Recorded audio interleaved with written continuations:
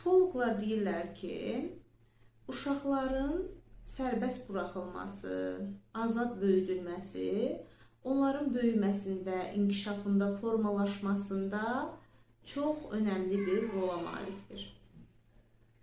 Bəs görəsən, uşaqları tamamilə sərbəst, azad buraxmaq doğru bir fikirdirmi? Yoxsa bu sərbəstliyin bir həddi olmalıdır? Məsələn, mən valideynəm və düşünürəm ki, uşağımı tamamilə sərbəst buraxsam, özünə zərər yetirən hər hansı bir davranış edə bilər. Bilmədən hər hansı səhvlər edər və bu onun üçün problem yaradar. Bəs mən valideynəm, mənim vəzifələrimdən biri də övladımı qorumaq, onu düzgün istiqamətləndirmək deyilmi? Əlbəttə ki, sən haqlısan, əziz valideyn. Əlbəttə ki, uşaqların sərbəst buraxılması, azad buraxılması deyərkən biz tamamilə azadlıq, tamamilə sərbəstlik, hər ürəyi nə istəyir onu etsinlər söhbət etmirik. Burada müəyyən bir sərhədin olması, müəyyən bir hədlər daxilində azadlığın verilməsindən söhbət gedir.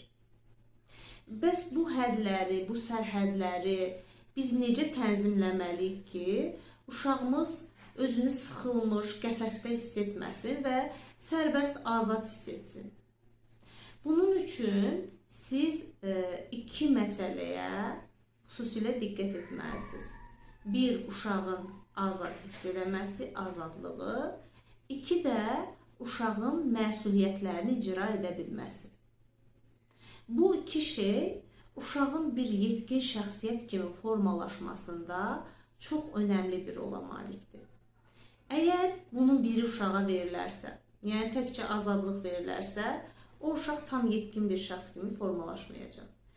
Əgər məsuliyyət təkcə qoyularsa onun belinə, çiyninə, deyilərsə ki, sən bu işləri ancaq eləməlisən, hər ürəyin istəyən şeyi eləyə bilməzsən, belə davranılarsa, bu zamanda o uşaq yetkin bir şəxsiyyət kimi formalaşmaz. Biz çalışmalıyıq ki, bir valideyn kimi bu məsuliyyətlə bu azadlıq bir-birini tarazlasın və bu tarazlıq artıq onun bir yetkin şəxsiyyət kimi formalaşmasına kömək eləsin. Bunu bir misalla gəlin izah edək. Məsələn, bir yeniyetmə düşünün. Yeniyetmə istəyir ki, dostlarıyla görüşsün. Bu onun təbii bir haqqıdır.